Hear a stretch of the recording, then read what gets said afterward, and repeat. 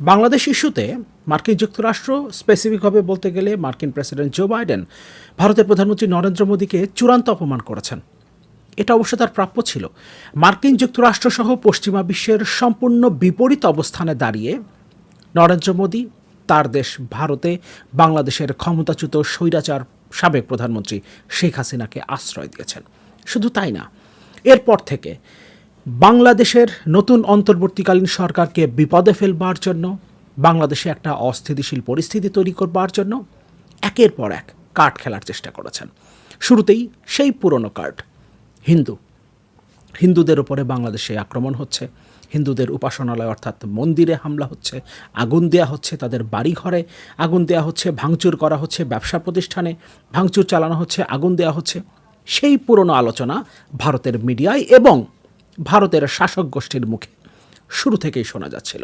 কিন্তু এখানে তারা খুব একটা সুবিধা করতে পারেনি, কারণ আন্তর্জাতিক মিডিয়া তাদের এই ভাষ্যকে শুরুতেই নাকচ করে দিয়েছে। কিন্তু তারপরও নরেন্দ্র মোদী জো বাইডেনের সাথে ফোন আলাপে এই বিষয়টা আবার উত্থাপন করেছেন, এমনটা তিনি নিজে জানিয়েছিলেন তার এক্স হ্যান্ডেলে।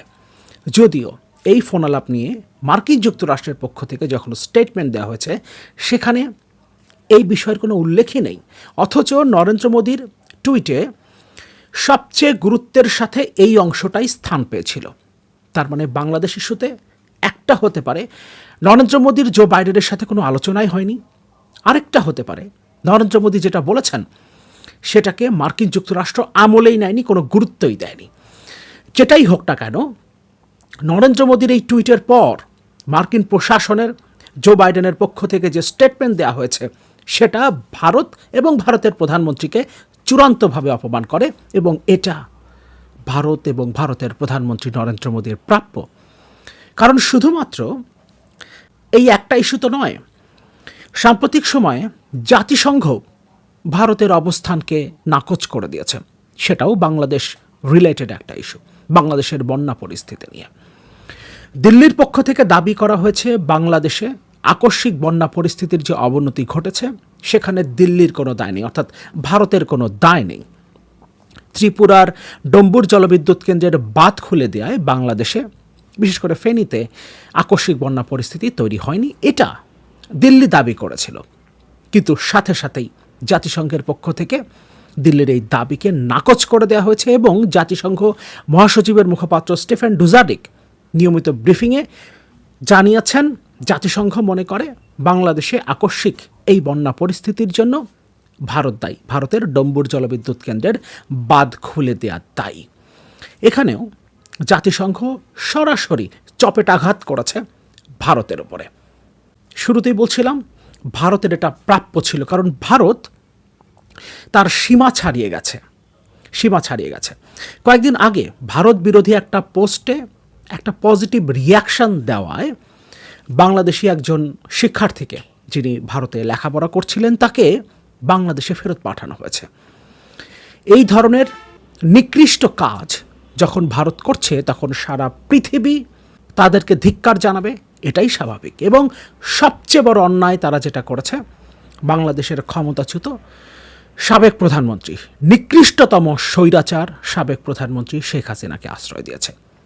মার্কিন প্রেসিডেন্ট জো বাইডেনের সাথে ফোন আলাপ নিয়ে ভারতের প্রধানমন্ত্রী নরেন্দ্র মোদী যে প্রতারণার আশ্রয় নেবার চেষ্টা করেছিলেন, এই বিষয়গুলোর সাথে আমরা অবশ্য অনেক আগে থেকেই পরিচিত। বাংলাদেশের ক্ষমতাচ্যুত সরকার এবং সেই সরকারের প্রধানমন্ত্রী শেখ হাসিনার কাছ থেকে আমরা এই ধরনের অনেক ঘটনা দেখেছি।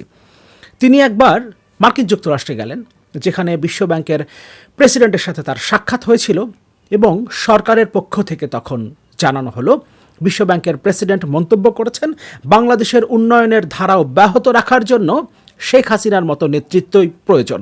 এবং এটা কখন বলা হচ্ছে?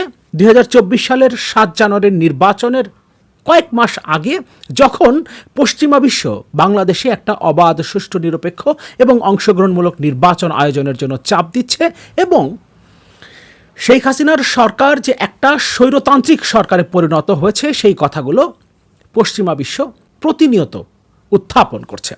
প্রায় ঠিক একই সময়ে তিনি যুক্তরাজ্যে গেলেন, সেখানে একটা করিডোরে সোফায় বসে তখনকার যুক্তরাজ্যের প্রধানমন্ত্রী ঋষি সুনাকের সাথে তার কিছুক্ষণ কথা হয়েছিল এবং এটাকে একটা দ্বিপাক্ষিক বৈঠক হিসেবে চালিয়ে দেবার চেষ্টা করলো সরকার। এমনকি তখন যুক্তরাজ্যে যিনি হাইকমিশনার ছিলেন, এখনও সম্ভবত তিনিই দায়িত্বে আছেন, মাইমুনা তাসনিম সম্ভবত তার নাম, তিনিও তখন গণমাধ্যমকে জানালেন বাংলাদেশের প্রধানমন্ত্রীর সাথে যুক্তরাজ্যের প্রধানমন্ত্রীর দ্বিপাক্ষিক বৈঠক হয়েছে।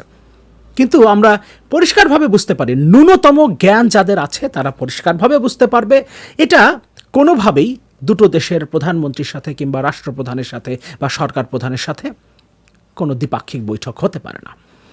একই সোফায় বসে এভাবে কখনোই কোনো দ্বিপাক্ষিক বৈঠক হতে পারে না। এবং সেটার প্রমাণ পাওয়া যায় ঋষি সুনাক সেই দিন কোন কোন দেশের প্রধানমন্ত্রী কিংবা প্রেসিডেন্টের সাথে সাক্ষাৎ করেছেন সেই তালিকায় বাংলাদেশের প্রধানমন্ত্রীর নাম ছিল না, কিন্তু তারপরে বাংলাদেশের পক্ষ থেকে এটা দাবি করা হয়েছিল। শুধু তাই না, ঋষি সুনাক বলেছেন বাংলাদেশের প্রধানমন্ত্রী শেখ হাসিনা তার জন্য আদর্শ, তাকে দেখে তিনি অনুপ্রাণিত হন, এমনকি তার মেয়েরা শেখ হাসিনার ভক্ত। এই কথাগুলো নাকি ঋষি সুনাক বলেছেন। বিশ্বাস করা যায়? কিন্তু আমাদেরকে তখন এগুলো শুনতে হয়েছে, সরকার এগুলো আমাদের শোনানোর চেষ্টা করেছে। দেশে এ ধরনের অনেকবার ঘটনা ঘটেছে। মার্কিন প্রেসিডেন্ট জো বাইডেনের সাথে ফোন আলাপ নিয়ে যে টুইট করেছিলেন নরেন্দ্র মোদী, সেটা আমরা একটু দেখি। Spoke to Joe Biden on phone today. We had a detailed exchange of views on various regional and global issues, including the situation in Ukraine. I reiterated India's full support for early return of peace and stability. We also discussed the situation in Bangladesh and stressed on the need for early restoration of normalcy and ensuring the safety and security of minorities, especially Hindus, in Bangladesh. মানব জমিন এটার অনুবাদ করেছে এভাবে, বিশ্বের বিভিন্ন প্রান্তে যে সমস্যা হচ্ছে তা নিয়ে জো বাইডেনের সঙ্গে আমার বিস্তারিত আলোচনা হয়েছে। বিশেষ করে ইউক্রেন নিয়ে আমরা কথা বলেছি। আমি জানিয়েছি ইউক্রেনের শান্তি ও স্থিতাবস্থা ফেরাতে ভারতের পূর্ণ সমর্থন রয়েছে। পাশাপাশি বাংলাদেশের রাজনৈতিক পরিস্থিতি নিয়েও কথা হয়েছে। বাংলাদেশের স্বাভাবিক অবস্থা দ্রুত পুনরুদ্ধার এবং সংখ্যালঘু বিশেষ করে হিন্দুদের সুরক্ষা ও নিরাপত্তা নিশ্চিত করার প্রয়োজনীয়তার উপর জোর দিয়েছে। এবার আমরা একটু দেখি মার্কিন যুক্তরাষ্ট্রের পক্ষ থেকে কি স্টেটমেন্ট দেওয়া হয়েছে। হোয়াইট হাউস কি স্টেটমেন্ট দিয়েছে জো বাইডেন এবং নরেন্দ্র মোদীর ফোন আলাপ নিয়ে। মানব জমিনের রিপোর্টের হেডলাইনটাই এরকম, বাইডেন মোদীর ফোন আলাপ, হোয়াইট হাউসের বিবৃতিতে নেই বাংলাদেশ প্রসঙ্গ। হোয়াইট হাউসের বিবৃতিতে উল্লেখ না থাকলেও ভারতের প্রধানমন্ত্রী নরেন্দ্র মোদী বলেছেন মার্কিন প্রেসিডেন্ট জো বাইডেনের সঙ্গে বাংলাদেশ ইস্যু নিয়ে সোমবার টেলিফোনে আলোচনা হয়েছে। তার কী নিয়ে তাদের মধ্যে আলোচনা হয়েছে সে বিষয়ে হোয়াইট হাউস একটি বিবৃতি দিয়েছে। ওই বিবৃতিতে দুই নেতার মধ্যে ফোনে বাংলাদেশ নিয়ে কোনো আলোচনার উল্লেখ নেই, কিন্তু ভারতের প্রধানমন্ত্রী নরেন্দ্র মোদী তার ভেরিফাইড এক্স অ্যাকাউন্টে বলেছেন তারা বাংলাদেশের পরিস্থিতি নিয়ে আলোচনা করেছেন।